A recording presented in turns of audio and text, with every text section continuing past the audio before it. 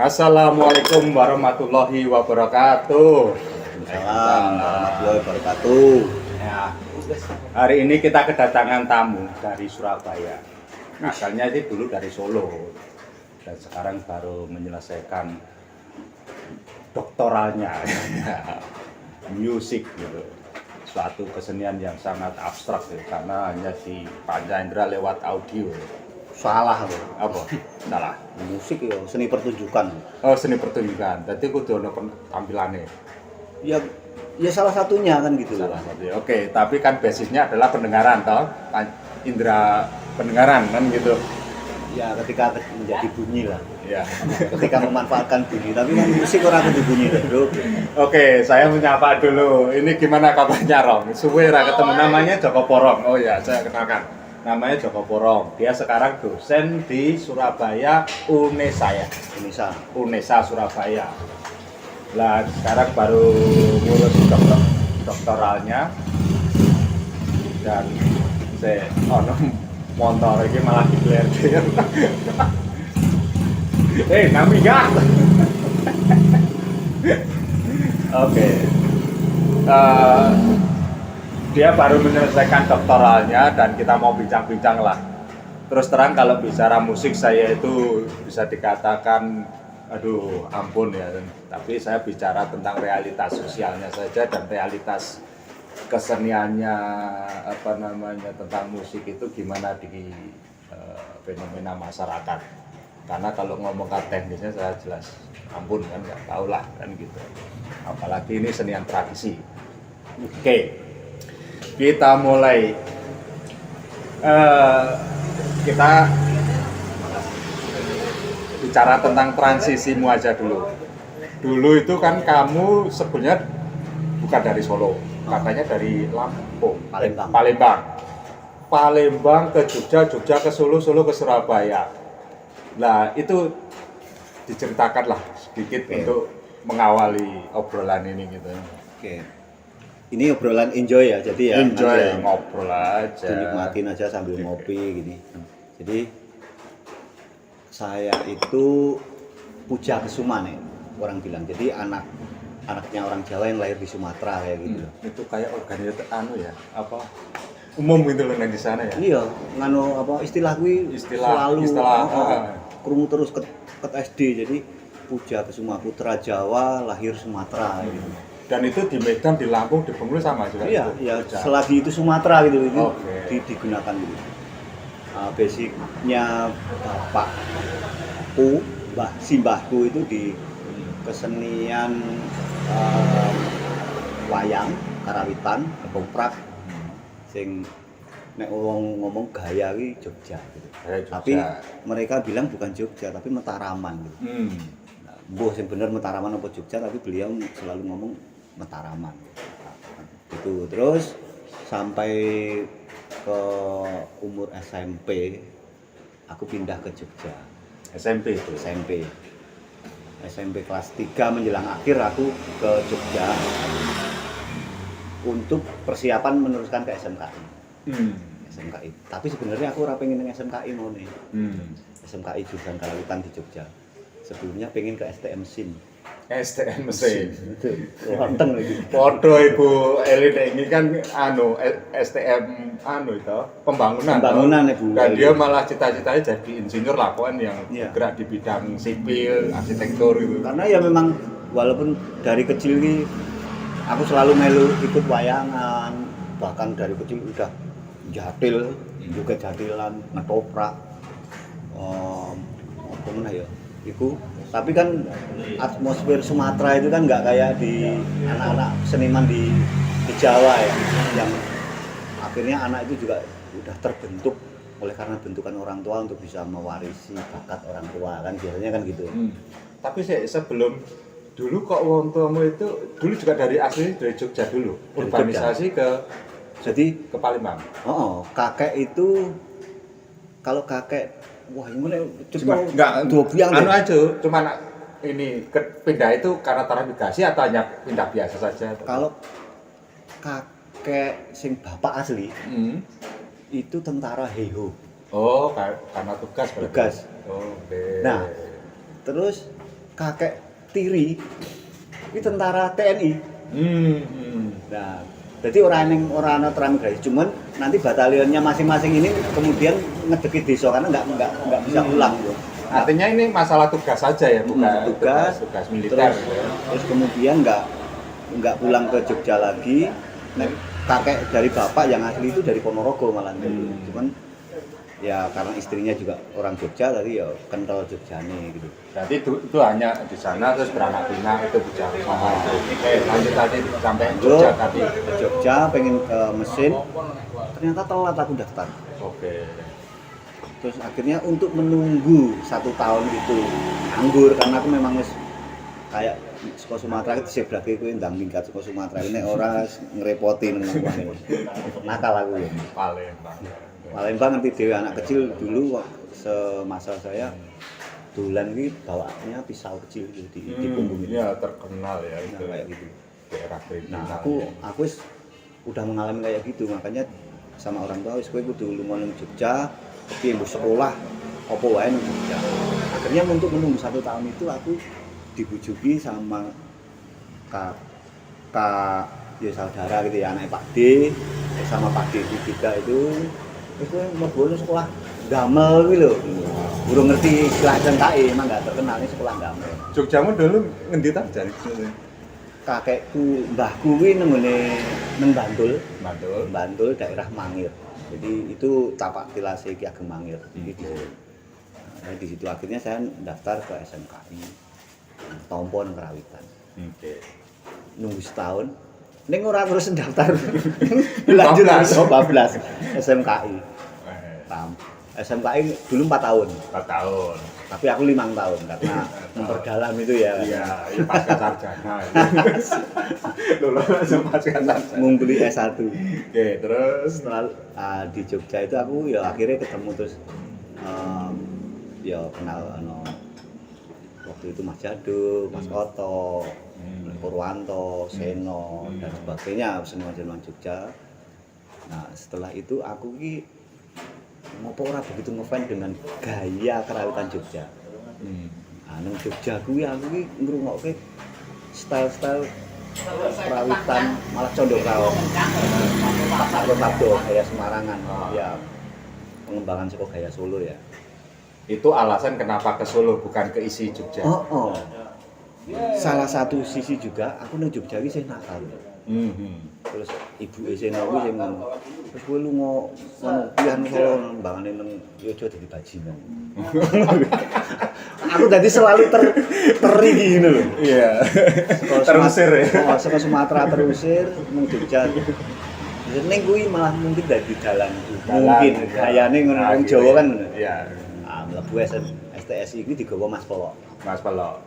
Nah, sebelumnya kenal Mas Polo berarti? Ya Mas Polo kan saudara kan gitu. Oh, masih sama Istrah ya? Oke. Itu. Ijazah, raport ngono nek SMK kan. Iya. Kuwi aku ra njiko sing njiko Mas Polo kuwi digawa nang Solo. Ke Solo daftar. Didaftarke langsung. Sempet aku nang Jaten akhirnya. Beberapa hari ning aku wah dengan kenakalanku kan aku ya ora wani berbuat banyak nih. Kuwi terus akhirnya aku kos ning daerah Kendingan kene iki. Wis dan sebagainya akhirnya kenal kowe, kenal macam-macam. Beraneka ragam bumbu yang menjadikan saya akhirnya terus sampai 2006 kuliah meneh S2. Nah, di tengah-tengah S2 kuwi aku ditarik almarhum Pak Waridi. Dapat tawaran ngajar ke Surabaya.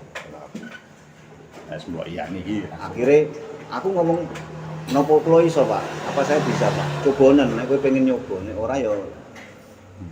Nah, kuwi akhirnya kaya aku ya diusirne saka Solo karo Pak Waridi. Ning Surabaya. Manusia pemirsa iso dadi judule iki kok. Manusia terusir. Manusia terusir.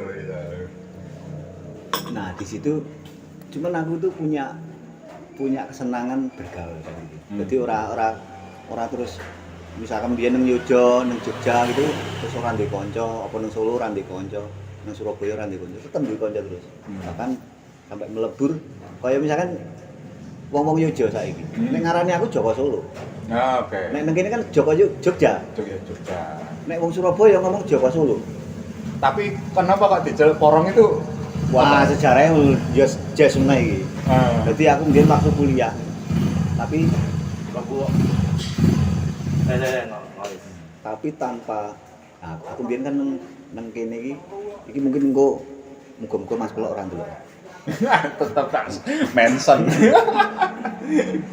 Aku mbiyen orang yang paling saya takuti bukan takut opo ya, seram itu enggak, tapi saya mbok tuake ya masalahnya. Ini Mas Pelok. Aku ki ora pernah konangan Mas Pelok nek aku ki ngerokok karo ngombe.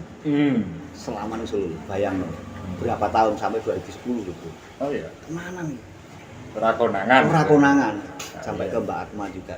Mosok ora itu bocoran kok Mas Budi Baye. Ora. Ora. Artinya dia Mas Pelok dia alim ulama. Ya ora. Masjid. Enggak, bapak saka Jogja mbiyen kan wis elek. Dadi nang kene iki pengine apik iki. Ning mungkin Mas Pelok ya ngerti ning meneng ya mungkin. Ora ngerti ning aku di depan beliau itu tidak pernah merokok, tidak pernah minum. Nah, sejarah porong aku ki peminum gitu di S1 itu. Nah, itu sing baptis jeneng kowe jadi porong. Ono kancaku kuliah jenenge iki Dwi Prasetyo Melet. Dwi Pak, Dwi Melet. Dwi Melet kuwi. Dwi Melet. Jadi anggar ketemu aku, iki anggar nggawe iki mesti porong, mesti morong. Iya, karena aku kenal kowe iki celukane porong masalahnya. Dadi ora ngerti cikal bakal kok jeneng dadi porong. Apa jeneng itu ya? Cah-cah sekelas ku Wong lawas. Wong lawas. Lawas sekali. Wah, aku jek sakmene no. Biyen lewat kene iki lha tenan dinari saya cilik. Nglewat iki kudu mampir ngombe ana ora ya cilaka ning Mbak Hari iki tongkrongane wong-wong lawas to kene. Kacau. Gawe aku iso akhirnya ketemu ya kaya Mas Jaro, Mas Pak Zeh, Mas Bakso almarhum. Apa meneh ya? Wis macam-macam lah wong-wong iki, Guys. Jadi anggrono morong. Nanti tekan posku kono mbiyen ngene Mbah Cip ngono darang. Wah, kuwi mlebu gae kudu ngombe sik kok. Situasi Solo kentingan ya. Kentingan waktu itu masih seperti itu. Terus ya di Surabaya kuwi, kayak gua ambil kan kesempatan itu. Ya. Terus gimana itu perjalanan ke sana itu? Kan ini kan transisi lagi ini. Memang aku waktu itu dapat tawaran itu untuk menjadi salah satu pengajar yang menguatkan seni tradisi. Karena di Indonesia itu memang basicnya seni musik barat, musikologi gitu. Nah, dari salah satu ketua jurusan waktu itu agar penguatan Indonesia itu komplit gitu. Juga seni barat, seni musik barat, seni musik tradisi. Gitu. Terus beliau juga ngerti aku sering kumpul ya karo Taksu, karo DLD, karo macam-macam lah komunitas ini. Jadi aku di sana juga sebagai penunjang untuk kreativitas musik gitu. Oke. Ada dua hal yang tak baca ya. Pertama gini, fenomena perubahan dari gaya Yogyakarta Melayu, gaya Solo sekarang Surabaya piye-piyene ya beda lagi tuh kan. Kan fenomena tradisinya itu berbeda. Gimana kamu menghadapinya itu? Apakah kamu modelnya ya kekeh dengan seleramu atau kamu cair aja dengan fenomena itu? Terus yang kedua, kowe kan bukan wong struktural, istilahnya gitu. Tiba-tiba plus mlebu sebuah kantor yang sistematik, struktural. Lah dua ini gimana kamu menghadapinya itu? Yang pertama, kunci kuwi pokoknya kesenian ki apik. Jadi kepiye carane menikmati kuwi iso dadi apik. Jadi kita berusaha untuk meleburkan. Memang sebenarnya aku dari dulu ora fanatik Jogja, Solo atau apa. Jadi selama aku bisa menikmati, terus nek ora iso, aku nanya. Misalkan sampai sekarang aku masih nyari gimana sih cara menikmati lontong Kupang. Itu makanan Surabaya karena iki sambal kecap. Lah nek sambal kecap umum sedunia eneng gitu. Ya. Nah, terus iki carane menikmatinya gimana? Aku selalu mencari tahu gitu loh. Tinggal satu itu yang saya belum menemukan. Jadi sebenarnya kerawitan Jawa Timur aku udah bisa enjoy, bisa menikmati. Bahkan Madura, Banyuwangi, ning Surabaya kan plural banget ya. Jadi semua kesenian bahkan jazz, terus marawis, macam-macam. Jadi selama aku enjoy bisa menikmati, nek ora ya piye carane menikmati. Jadi lebur aja di wilayah itu. Berarti kamu nggak ada masalah ya dari yang sing lerem-lereman model gaya Jawa apa Solo maupun apa Mataraman Jogja terus tiba-tiba rampak rancak gitu kan nek di sana kan rancak atau rampak gitu modelnya gitu ya. Ya. Kamu berubah dengan sosiokulturnya yang bergairah mainnya rampak ya. Dan kamu bisa ngikutin itu ya? Iya, karena memang aku berada di situ gitu. Jadi nek mlebu kandang kebo ya kebu carane jadi kebu. Walaupun misalkan kita nggak bisa jadi kebu yang beneran lah ya kan gitu ya. Karena memang kenyataan aku dibentuk saka banyu Palembang, banyu Jogja, banyu Solo. Itu kan ya ora mungkin iso asli gitu. Ning kepiye carane menikmati, kepiye carane bergaul, bahkan memakai. Aku sering menggunakan idiom-idiom itu untuk kreativitasku. Jadi malah jadi memiliki referensi gitu. Aku belajar. Yo, tentang ya. Terus nggone struktural. Nah, Kuwi menarik. Kuwi ngene ya. Tapi bukan sombong tapi mungkin aku mengutarakan kelemahanku waktu itu. Ya makanya aku ketika ditawarin Pak Waridi almarhum itu, Pak, napa kula iso? Apa saya bisa? Cobanen lho. Gitu. Karena saya merasa ya wis kuwi tangi turu sak karepku dhewe, rambut ora tau iki, adus e bojoku ya jarene ngomong njaluk aku adus wis anduke sampai digowo sembah-sembah ngono. Kan kayak gitu ya. Artinya awake dhewe wong sak karepe dhewe. Nah, iya, bukan struktural ya. Nah, aku ngomong itu. Saya utarakan dengan beliau waktu itu ketua jurusan sama dekan. Pak, saya itu sebenarnya orangnya seperti ini. Bahkan saya sempat kalau memang saya merasa akhirnya nanti mengganggu struktural sini, saya mengundurkan diri. Aku sempat ngomong gitu. Enggak mas, kreativitas itu ada bukan pada wilayah tampilan. Kuwi sih Pak Cekol. Jadi kreativitas itu bukan pada wilayah tampilan. Gimana cara kamu mahasiswa itu memiliki kreativitas dan peduli dengan kesenian, baik seni musik barat atau seni tradisi itu. Kepedulian itu yang akhirnya, itu saya cekol. Nah, saya lebur di situ. Bahkan cara-cara saya di struktural itu ya sebenarnya masih cara seperti ini. Jadi sebenarnya malah menguntungkan gini ya. Di struktural jam kerja itu misalkan jam 7 sampai jam 4 sore. Aku bisa mengerjakan itu pokoknya harus sampai selesai jam 9 malam, jam 12 malam, bahkan tidur di kampus. Kayak gitu. Jadi malah salah satu sisi militansinya bermanfaat. Gitu. Tapi berat gak kehilangan lingkungan. Biasa paling susah kan kehilangan lingkungan ya. Kayak mau coba ceritain karena kamu sudah bagian ekosistem Kentingan yang ya segitulah kan ada teman ada apa adalah dan tiba-tiba kamu harus bedol sendiri dari sebuah ekosistem biasanya kan harus adaptasi lagi nih baru lagi lah terus dia nek ana ekosistem karena belum tentu kampus ekonomi kampus yang iso 24 jam lelehan atau apa kan gitu-gitu. Kira-kira menghadapi situasi itu gimana? Aku dulu sempat ya ono pikiran ngono ya. Bahkan karena aku ke Surabaya itu juga akhirnya aku share kepada teman-teman yang luwih waktu itu tak anggap berpengalaman lah ya sampai sekarang gitu juga. Jadi misalkan kayak aku mungkin sembrono karo Mas Eko PC. Mas kula teng Surabaya lho niki sing ngongkon jenengan. Nek ora ditileki ya awas. Jadi ini bentuk sebenarnya saya masih ingin melibatkan atmosfer Kentingan sing non-stop membicarakan kesenian, berbuat kesenian itu ada di wilayah itu.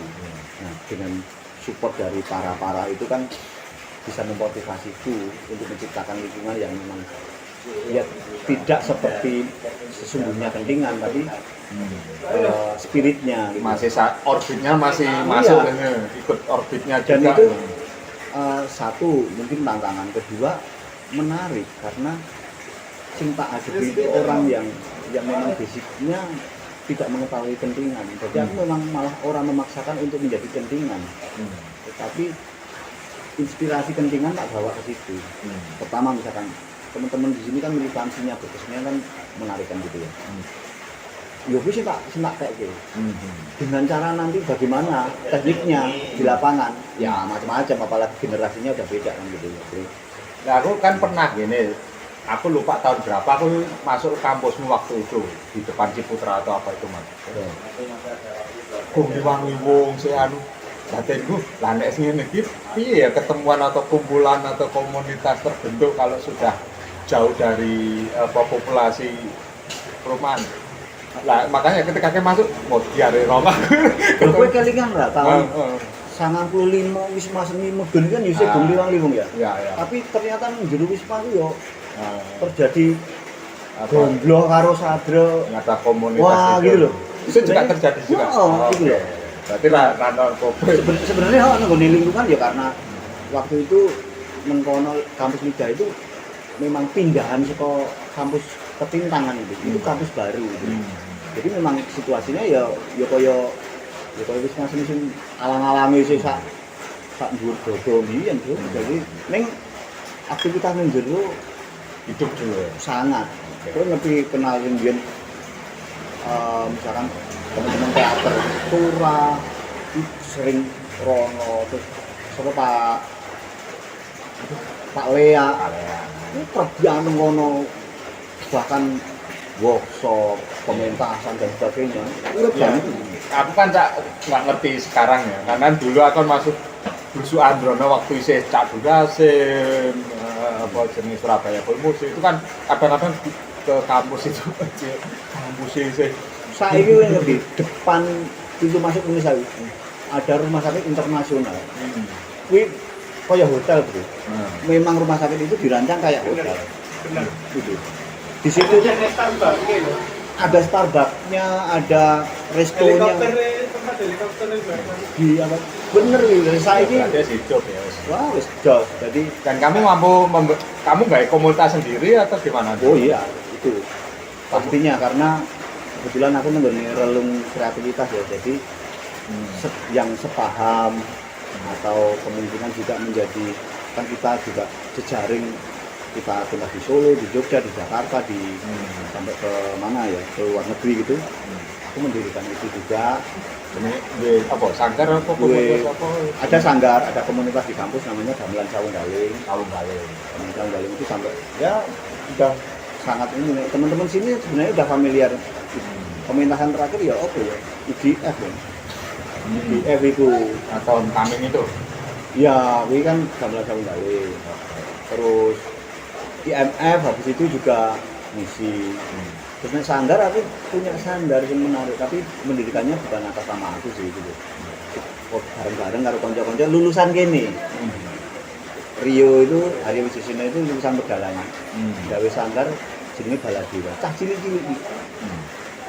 Itu yang kamu openi, kamu rawat sampai sekarang. Sampai saiki do kuliah nang kene wis. Oh ya. Sekolah SD saiki kuliah berarti hampir 10 atau hampir 15-an tahun. Jadi pengerawat, jadi dalang, jadi komposer gitu. Terus banyak gitu. Nah kan di kesenian itu kan ada istilah ini, rutinitas itu membunuh kreativitas. Kan kelihatannya apakah itu berlaku juga untuk grup kamu itu, apa ya kreativitas kamu itu? Enggak. Karena kamu kan masuk struktural tadi, sistematis. Oke. Kuwi sing aku sering ngomong ojo nganti kowe nyaman. Rutin itu kan membuat nyaman kan Ya. salah satunya. Terus kemudian males-malesan. Aku di event gini, orang yang masuk ke jelajah ke Gamelan Sawung Galing itu dilarang membicarakan uang, dilarang membicarakan proyek yang berdampak terhadap kompensasi atau honor. Ning kowe orang-orangnya sama, silahkan membuat grup kalau mau cari uang.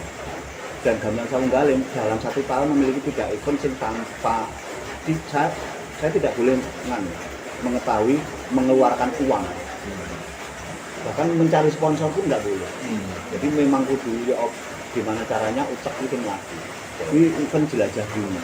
Itu pentas gawe karya di mau daring atau mau hibrid silakan nih nengkono kuwi eneng sing bertanggung jawab terhadap panggung, bertanggung jawab terhadap sound, tanggung jawab terhadap lighting, tanggung jawab karya, tanggung jawab produksi ini macam-macam.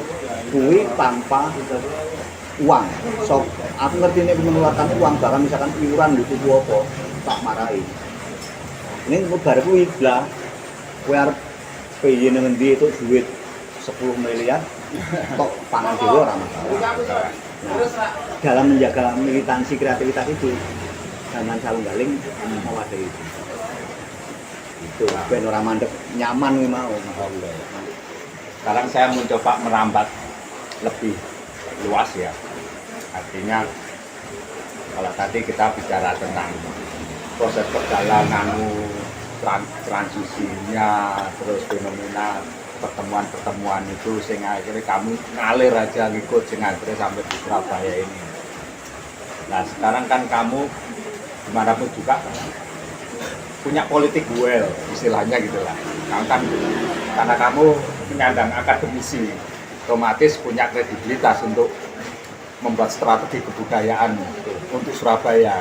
Meskipun kamu dari Solo, katakanlah gitu. Itu relasi kesenianmu yang bernama karawitan kayak atau apalah namanya itu, bagaimana dengan pemerintah di sana itu? Apakah cukup akomodatif dengan nilai-nilai Kejawa Timuran? Atau itu sudah menjadi realitas sosial kalau di daerah Jawa Timuran ya mesti keseniannya kuwi? Atau gimana itu petanya, peta keseniannya? Oke, gini ya, ini membicarakan satu contoh kegiatan yang bisa menjadi politik dari mulai. Jadi gini, kemarin kami atau mungkin menjadi kita itu menyelenggarakan kegiatan dengan judul Gelar Komposer. Itu adalah kerja bersama lintas instansi bahkan sampai ke seniman. Jadi instansi yang terlibat di situ UNESA adalah aku. Dan bukan hanya karena aku, tapi UNESA support baik fasilitas ataupun SDM, equipment, peralatan, STKW, teman-teman STKW, SMKI, RRI, yang jelas support penuh Dinas Pariwisata melalui IPT Taman Budaya dan IPT Kebudayaan. Ini memang aku gini loh, sebenarnya kita bolehlah pesimis dengan birokratif gitu, tapi kalau kita pengen dandani, kita pengen memangsakan itu dengan baik, ya kita harus nyegur ke situ. Nah, aku berusaha dekat dengan orang-orang itu untuk menyelenggarakan kegiatan yang memang benar-benar gitu, dan kenyataannya so bener kok gitu. Nah, gelar komposer itu bahkan menurut orang-orang situasi ini kegiatan kesenian yang menarik karena pelibatan instansi kesenian dan seniman terus berdampak terhadap kesenimanan. Ya pemerintah di situ melalui Dinas Pariwisata, UPT Taman Budaya mensupport penuh. Cak Guru Asim, segala fasilitasnya sampai konsumsi, penginapan, semuanya gitu. Kita biar menunggu. Bahkan teman-teman Jogja yang datang itu iki kudu orang masuk terus dirjen, aku mengundang dirjen juga ya, itu untuk melihat kegiatan itu agar bukan aku lah yang mengundang tapi kami ya, kita untuk melihat itu. Dan mereka juga bilang iki nek misalkan event swasta digolek ke promotor wis payu gitu. Iki jarene iki event bergengsi ya.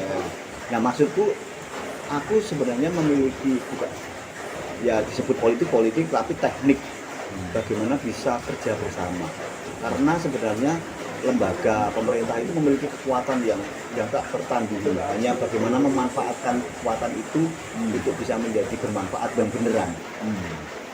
Itu ya dari dulu kan kita selalu membaca kalau Surabaya itu kan kota provinsi ya, kekuatannya terpusat di Surabaya kan gitu kan, ada pemerintahan kota, pemerintahan provinsi, dan mereka bersaing untuk selalu support untuk kesenian-kesenian, kebudayaan. Hanya saja malah itu yang menjadikan masalah seringkali karena persaingan itu juga ya ini kolega-koleganan atau apa juga seringkali hanya menjadikan ruang tamu bukan ruang dapur. Ruang tamu itu menstimulus ruang dapur sebenarnya gitu, bahwa gawe event festival dalam bentuk apapun sebenarnya untuk menstimulus orang seniman lokal itu untuk termotivasi lagi untuk karena ada referensi baru. Tetapi seringkali terjebak jadi IO. Nah, aku selalu bilang itu. Sorry, Ruang tamu itu tadi. aku bukan IO loh ya, tapi aku menjembatani teman-teman seniman dengan instansi agar bisa bekerja bersama-sama. Gitu. Ini sampai dari dinas, aku ditantang besok tahun depan ini jangan sampai hilang, bahkan dibuat tarafnya internasional, Mas. Nah, Tak sediani dana untuk mengundang teman-teman luar negeri biar teman-teman Jawa Timur dikumpulkan kon apresiasi kayak gitu loh. Nah kayak gitu artinya ini feedback ya dari kegiatan itu yang kita lakukan bersama-sama. Aku nggak yakin sih misalkan aku sendiri bisa berbuat kayak gitu. Butuh teman-teman yang lain. Nah kayak gitu. Itu penting banget, Mas. Jadi aku nggak mengecilkan wah lembaga kaya ngono kayak yo nek pengen dandani yo nyeguro rono. Gitu loh. nah ini saya bicara tentang kekuatan, katakanlah kapital. Mereka lebih berdaya, Iya, bahkan memiliki segalanya. punya Jawa Pos, punya incumbent sendiri kayak rezim itu kan juga support kepada kayak Dewan Kesenian Surabaya kan gitu-gitu. Berarti kan mereka masuk lingkaran-lingkaran itu kan power itu kan. Nah ini tinggal pinter-pinter mengelola, pinter-pinter Sebenarnya tinggal itu kan gitu loh. itu. Nah seringkali karena tidak ada patron yang kuat sehingga akhirnya gesek-gesekan itu yang membuat Karena hanya nek menurutku spirit kentingan sing tak gawa iki iso lungguh bareng. Nah nek nang kentingan kan akeh tongkrongan sing iso lungguh bareng. Mbuh kuwi latar belakangnya arep penari, teater, kerawitan, pegalangan, seni rupa, bahkan pengangguran atau macam-macam dan sebagainya. Nah, kesempatan duduk bersama itu penting. Nah, ini menghargai digawe cara ngisor pelem, apa cara rapat. Ini kan substansinya jadi podo. Nah, tinggal awake dhewe meng-create itu. Podo-podo ngisor pelem iki hasilnya yang menarik-menarik. ya. Nah, kayak gitu kepiye caranya rapat formal ini hasilnya yang menarik. Ya. Kan gitu. Nah, ini cara lembaga ya kayak kerjasama, terus opo yang bisa dimanfaatkan untuk event ini. Misalkan kemarin teman-teman SKW, ya kan bantu tempat untuk latihan, bantu gamelan, bantu ini. UNISA juga sama, RRI bahkan menaikkan publikasi sampai macam-macam sampai pengen nantang, ayo dipintaskan ini RRI. TVRI wis. Mas, aku ki kancamu mosok gak dikabari. Kayak gitu. Nah, sebenarnya tinggal mengkreatnya. Kita bagaimana sih pengen duduk terus menghasilkan sesuatu yang bermanfaat. Pasti ada keuntungan-keuntungan di wilayah masing-masing ya. Tapi ya itu malah gitu loh. Karena memang kita tidak pengen rugi atau pengen untung, tapi keuntungannya kan berbeda takarannya. Iya. Juga kan gini, kalian kan punya gen kultur itu kan, gamelan ketemu wong Jawa, kalau wong Solo gaya Solo, ketemu Jogja gaya Jogja, ketemu Jawa Timur gaya Jawa Timuran. Kan sebenarnya hanya persoalan barang podo. Kereta apa? Approaching-nya, pendekatannya, apa treatment-nya, pengelolaannya. Cuman beda dari itu yang menunjukkan kultur berbeda kan gitu. Dan kelihatan kan sekarang kan masih didominasi dalam bahasa Itu sing aku iya caranya Jawa Timur iya. Aku selalu melunturkan itu. Nah. Aku nggak berbicara Jawa Timur atau nggak berbicara, tapi seniman. Bagaimana seniman itu mampu, gitu loh. Baik mampu secara kualitas kekaryaan, mampu jejaringnya, bahkan mungkin terakhirnya jadi kompensasi. Kalau ya kenapa? Kan gitu. Kenyataan seni ya jadi pekerjaan kan gitu. Ya kenapa? Ini bagaimana caranya itu? Nah kita bisa duduk bareng mencarikan itu. Iya. Ya kalau nilai kesenian itu upgrade, otomatis pelakunya kan ya iya, gitu. Gowo toh. Itu Makanya investasi seniman sendiri itu bagaimana memberdayakan keseniannya itu berguna bagi masyarakat banyak, penting sehingga akhirnya gaya support masuk dan seniman di dalamnya kegeret ikut naik kan ngono toh. sampai kemarin Dirjen kan nonton. Nah. Ini karya ini apik banget. Punya promotor enggak? Kalau punya diajuin ini, ada program seperti ini dananya segini. Langsung seniman tak tantang. Ye, Iku lho, wis dibuka ke keran. Ya. Nah, itu kan akhirnya mungkin siji tantangan, kedua ya kemampuan untuk mengakses itu kan gitu. Iya. Itu jalurnya kedinasan. Tapi ada juga misalkan sponsor-sponsor yang kayak teman-teman apa penyelenggara atau ini ono bisnis kok semen gitu ya. Oh, placement besi. Oh, itu teko nonton terus baru. Nah. Ya, itu kan silahkan seniman itu melakukan komunikasi mandiri. Iya. Juga kayak jadi. Aku pengen buka keran aja. Kayak gitu. Nah, jadi lebur mengkono serano iki gamelan Jawa Timur apa iki wong Solo iki wong Jogja. Kita pelaku seni. Mau ngapain kita sekarang? Iya. Nah, ngono ae. Jadi ben gampang. Kebetulan aku beruntungnya hidup di Surabaya, malah sebenarnya kultur-kultur kayak gitu nggak tampak. Apalagi kalau di Jawa Tengah ini udah terbagi-bagi antara Solo, Jogja, dan Banyumas. Ono neh sing kan bulan Merapen ini apa itu? Terus Pakenan, religiusan daerah pesisir. Nah, kalau di sana kan ada Osing, Banyumasa, apa Banyuwangi, Surabayanan, mungkin geser-geser sana sini juga beda. Terus ono Madura ini kan sebenarnya itu sendiri kekayaan kultural di daerah itu. itu sebenarnya gitu. Nah, kalau itu bisa dikelola kan juga menjadi apa ya? Untuk istilahnya apa ya?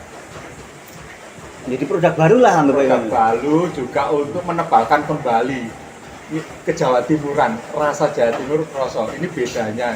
Karena kita kan selama ini hanya dikenal kan hanya orang pelaku kesenian. Tapi orang yang tidak berkesenian kan orang ngerti. Ngerti ini kan lewat cara omong. Ya opo rek atau opo kan ngerti wong Surabaya. Tapi keseniannya opo itu seringkali agak-agak pada tegal membedakan. Iya, jadi gini loh. Ya. Misalkan teman-teman Banyuwangi banyak yang hidup di Surabaya juga ya. Ya. Tapi dia tidak antipati terus membawa Banyuwangi, tapi dia bergaul dengan gamelan Jawa Timuran. Terus misalkan mengguni bantu hadrah atau apa dan sebagainya. Enjoy aja gitu. Nah, sikap dari enjoy itu sebenarnya indikasi sebenarnya kita sudah bisa duduk bareng ya. Tinggal yuk kita digawe tema opo kan ngono to. Berarti memang kamu ya selalu ini aktif untuk selalu gesek-gesekan, selalu Iya, itu memang harus ya bahasanya bukan gesekan ya. Komunikasi nggak tahu dadi apa ora mengko. Ya. Mengko. Ya maksudnya saling menggosok, saling anu kan bisa jadi mengkilap lah gitu kalau sesuatu ide yang berlian. Aku percaya karena kreativitas itu kan hal kamanungsan lho. Digawa menungso sekolah air wis digawani sikap kreatif. Jadi aku nang ndi wae ora wedi tentang menemukan orang-orang yang memiliki nganu kreatif gitu. Nang Surabaya bahkan nek Surabaya ora kreatif modar. Tenanan itu. Oh. Jadi ini tadi kan obrolan mapping kita kultur, mapping kesenian kultur. Nah, sekarang saya narik lagi lebih luas karena tadi sudah jelas ya ini tentang Jawa Timur, Jawa Tengah, kayak Jogja, kayak Solo, maupun kayak Jawa Timuran. Lah ini saya ingin tanya ini kita mengarah kepada global saja. Global maksudnya gini, sebagai pengamat musik, seniman musik dengan era digital. Terus kowe ingin apa ngawulo nang tradisi. Terus iki ono fenomena digitalisasi TikTok tetek meneh. Itu posisinya musik tradisi. Orang ngomong ke tradisi Jawa Timur, Jawa Barat, Jawa Tengah ini ya. Tapi musik itu sendiri secara tradisi itu gimana ya? Aku butuh opinimu ini. Oke. Di wilayah seperti apalagi pemerintah sibuk dengan pikiran-pikiran politik jajak ulek-ulek politik. Urusan di dunianya sosmed ya urusannya musik-musik sing pokok komen diabul-abul sing orang nganggo apa ora bobol sing seadanya. Nah terus ini menurut gimana ini posisi musik tradisi di dalam fenomena hidup sekarang ini? Tradisi ini kan sandangannya manusia pada eranya ya. Jadi nek aku karo bapakku tradisinya beda. Gitu ya. Jadi bapakku urip nggone zaman kaya ngono sing internet ora enek. Bahkan misalkan munggah itu era kakekku membawa gamelan masih pakai gerobak. Masa bapakku harus mempertahankan tradisi itu. Bapakku udah ganti truk. Ya aku ganti pesawat dong, kan boleh kan gitu. Terus akses tradisi itu sebenarnya konteksnya aku dinamismenya manusia kepada zamannya gitu. Kita memang harus mengupdate apa kata tradisi itu, karena kalau enggak tradisi itu seperti barang di museum, ya hanya layak untuk foto menurutku, karena mengenai museum orang yang data apapun, data ya hanya dibaca benar. Oh, itu aja kan proses. Tapi kemungkinan bisa dibawa bahwa nek Borobudur dibaca, kemudian kita bisa membawakan musik Borobudur tanpa harus membawa Borobudurnya di sini.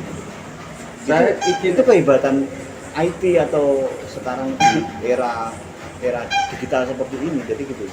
Saya itu yang membuat saya khawatiran gini, karena lama-lama zaman itu bergeser terus apa yang kita lakukan ini jadi heritage, kesannya cagar budaya. Dan ketika kita ngomong cagar budaya ini, kesannya kita itu jaga museum, tidak lagi menjadi realitas sosial yang bergerak terus juga. Artinya nanti kita bicara musik ya, musiknya itu tidak bergerak ngikutin ini, karena ya sebagai benda kegiatan dan benda heritage kan tadi kesannya cagar budaya, dan kesannya kita itu yang ngomong gue pegawai museum. Iya memang gitu. Itu loh, aku.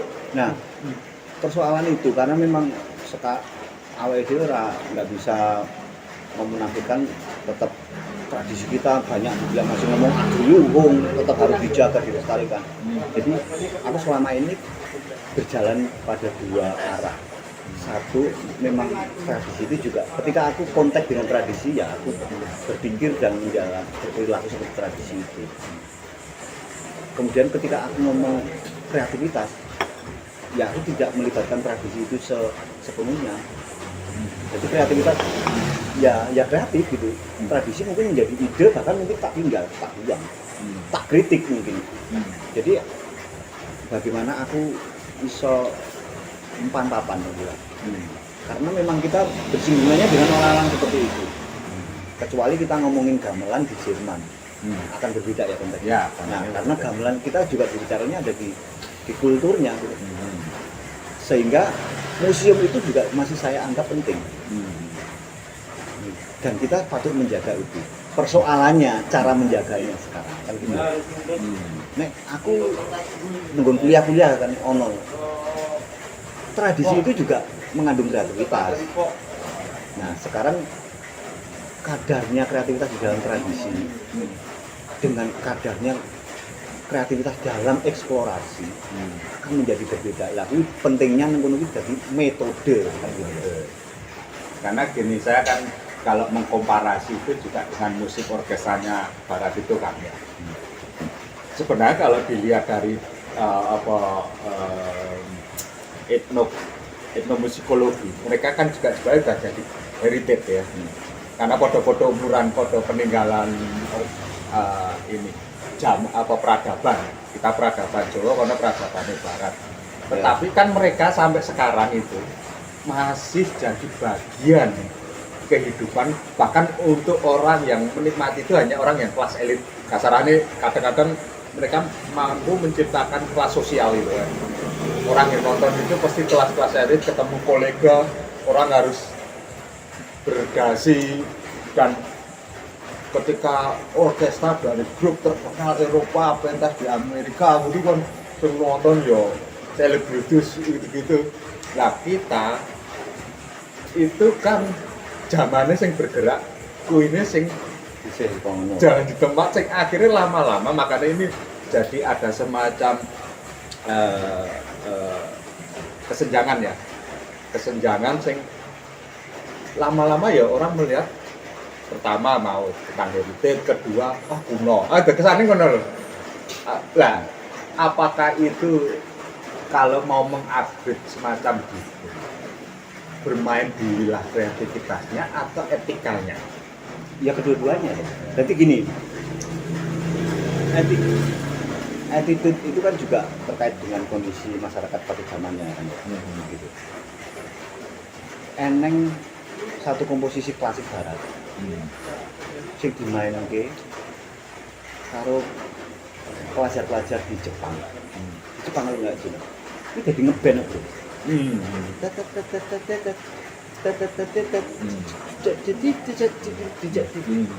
Nah itu ya sebenarnya kalau kesenian itu merupakan media, ya harus lebur pada konteks etikanya, etika zaman itu. Untuk pelajar ya jelas dia tidak akan cinta omongnya kudu berdasi, apalagi dari barat dibawa ke timur. Nah itu keuntungan kita sebenarnya. Bagaimana kita menikmati dengan cara kita sesuatu hal. Karena sebenarnya esensi ini kan menikmati kesenian kan. Iya. Nah awake dhewe dipaksa kan jajakan kan lungguh kan awake dhewe iki ya ora kuat kan ngono lho. Nah, Ya. terus kemudian itu sebagai salah satu contoh bahwa kesenian bisa melibatkan kreativitas walaupun dalam klasik atau tradisi itu ya. Dikontekkan dengan zamannya. Nek ora iso atau sing kowe ngomong kaku kudu ngene menikmati ini mati kok. Bahkan saya delok wayang gitu. Sing biyen iki konteks dengan bahwa penonton itu harus dekat, ngumpul, ono suara kok terus ada komunikasi antara pemain wayang baik pengrawit atau dalang dengan penonton kan ya gitu ya. Ini saya gitu loh, di YouTube dan sebagainya. Itu kan bentuk juga alih panggung kan gitu ya. Itu juga menghidupkan. Bayangkan dengan kondisi saya ini kudu menuntut wayangan atau jadilan sing kudu penonton terlibat nang ngono ya kacau. Nah, ini sebenarnya bukan PR lagi, tapi memang seniman memang harus ke situ itu arah ke itu. Nah, awake dhewe sing ngomong museum tok, gitu. Ya kacau. Ning museum itu sebenarnya menjadi ide kan gitu. Nah, ini sing tak mau bagaimana cara kita melihat itu gitu. Nah, ini saya akan bayangkan mamane konferensi G7 itu nanti semua presiden hadir nonton konser karawitan atau konsernya musik gamelan. Aku bayangkan kalau seperti mereka sendiri kan menjamu tamu-tamu negara juga dengan musik konser gitu loh. Maksudnya saya secara etis kan juga bisa diupgrade secara nilai. Lah ini kan Gini, ini ono contohnya. Aku nih ngajari karawitan karo pedalangan. Anak-anak anggapnya balita. Terus sampai ke usia anak-anak umur 10 aku ngajar ini orang bahkan aku tidak ngomong itu mengajarkan. Ini arena bermain. Terus orang ono gending, orang ono apa, ayo dolanan bensin. Ah, ngene dibebani karo sing attitude sing kowe ngomong etika ku, wah kacau. metode bermain ya. Iya, metode bermain gitu. Bahkan wayangnya rusak, gamelan rusak ora apa-apa nih dia seneng sih. Ya maksud saya bicara tadi kan kamu kan punya power karena public policy-nya di kampus, kamu punya nilai akademis dan kamu punya power membuat narasi.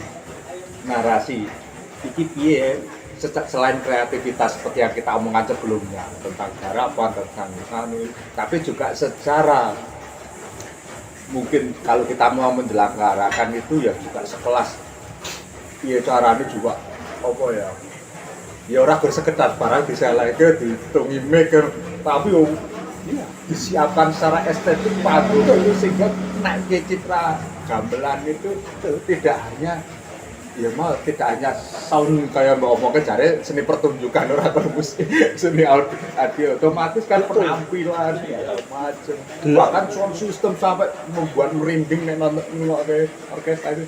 Nah itu tentang gamelan juga gitu. Itu udah terjadi di kami ya. Kebetulan aku ya ngampu mata kuliah manajemen seni pertunjukan ya. Jadi kowe ini kalian eneng jeneng mahasiswa aku di sini kredit. Itu dulu ya anak ngeband. Tak uncalke di Jogja. Tak sinau sound. Sound band ngeband wis obat. Ning nek ngeson gamelan durung obat. golek ono. Kowe sinau karo biyen almarhum Gendel. Mas Gendel. Si terus ono tak ragati lho, Bro. Jadi aku ki selain kaya kan juga sombong kan gitu ya. Kan gitu. Percaya. Iya. Lah, daerah ono bla. Terus lampu. Ono sing sampai biyen melu. Ya sing sebut salah satunya lah gitu. Itu kelola biyen melalui eneng Magang-magang itu ya. Oh, Mas Agus. Siapa? Oh, Agus Mas. Katanya Mas Agus iki. Iskandar. Iskandar Ludin. Oh, gua nggawe workshop kayak melu bla. Terus tahun gaya ini juga pernah Pak Elok kan ngono. Lah saiki hasilnya bocah-bocah kuwi iso gawe pendidikan dhewe workshop sendiri dengan teman-teman di bawahnya. Gitu. Orang-orang ini udah wingi gelar komposer aku meneng wae ora ngurusi panggung. Deloken hasilnya nang YouTube enek. Bahkan teman-teman di situ. Sampai kemarin iki ono festival musik Jawa Timur. Ini ya orang-orang itu manajemen speaker juga. Dan sing menarik bukan aku yang ngomong. Hasilnya tuh peserta-peserta itu puas. Jadi itu musik gamelan atau musik alat etnik semua lah gitu. Karena memang nek festival musik Jawa Timur kemarin di Nenggon Juklak tidak menggunakan atau dilarang menggunakan alat-alat elektrik atau yang rekayasa suara. Jadi alat-alat manual. Jadi kepiye cara mic, misalnya kendang jadi ini kendang tenanan. Secara akustik digoleki tenanan. Nah itu teman-teman itu udah terjadi seperti itu. Ini menarik. Ini saya aku duwe pasukan kayak nek ning kene aku jenenge pasukan Mas Sumut ireng apa? Sapu jagat. Sapu jagat. Nah, bahkan sejanjane wis sadurunge sapu jagat aku wis dulu cuman masifnya kegiatan itu gitu. Wis enak, Bro. Berarti ya bagus lah ya. Jadi memang sudah ada kesadaran Sing tahu taksu artistik gitu. Taksu pentas nang kampusku. Si siapa dulu? Mas Jarot ya. Karo ono Ali, ono Arif, ono sapa meneh. Cah kuwi kudu diopeni iki. Wah. Kerja tanpa iki bahkan dia rela disebut tidak artis tapi pelayan artis gitu loh. Ya memang seperti itu. Wis dadi wis lama kayak gitu. Oke, berarti memang sudah kamu bangun satu persatu, kamu rencanakan dan kamu ini ya bina. Memang ya semoga aja itu lancar, bagus dan harapannya ya kita akan tahu kan. Selama ini berjalan terus gitu. Dan sing menarik ya aku nggak merasa membangun ya, tapi ketemu dengan orang-orang yang mau berpikir bahwa bisa cak kerja, seni pertunjukan itu bukan artis aja, tapi produksinya ada. Produksi yang mengelola. Ya. Bahkan itu juga gengsi tersendiri gitu ya. Itu yang penting. Bagaimana pekerjaan itu melahirkan sebuah gengsi. Kalau nggak jeneng kan bahkan sampai tak ngomong ini. Kowe iso ngomong artis kuwi goblok karena dia orang ngerti tentang misalkan bagaimana penyuaraan dia bagus di area sound ya.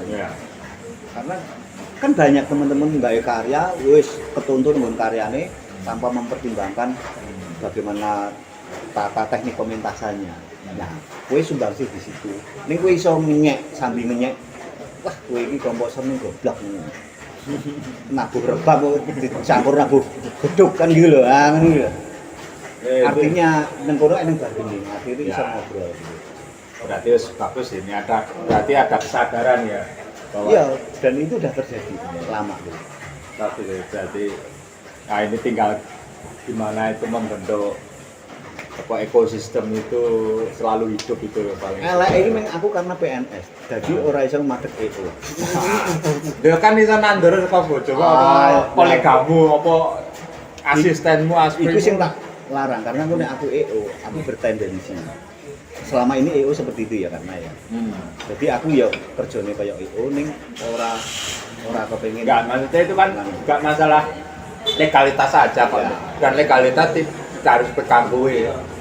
Asprimu atau apa legalitas karena hubungannya legalitas itu hubungan keyakinan hukum tentang sebuah stakeholder bersinergi, katakanlah sponsor atau apa itu nek rano kuwi kadang sekarang enggak bisa.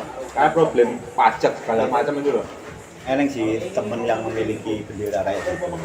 Nah, aku support, tapi aku tidak terlibat di dalamnya.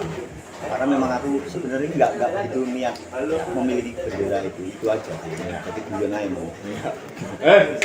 Ning yo kowe nek ra yo gawane kancamu nang Surabaya, tak urusane penan. Ah ngono. Oke. Nanti Ramayana Urban Danang biyen kancamu sapa ya? di wani ra pentas nang Surabaya nang Indonesia. Wah, menarik nganune produksine. Ora mengko dadi penari atau pemusik ning kene, Bro. Ayo kowe pentas nang Surabaya. Iya, ngene kelasnya wis fasilitator. Iya ngene. Mari ngene. Artis wis. Oke. Ini sudah pirang menit gue. Ngono, handphonemu kowe, handphonemu. Ra ketok. Tapi ane. Iklan sob ya. Oh.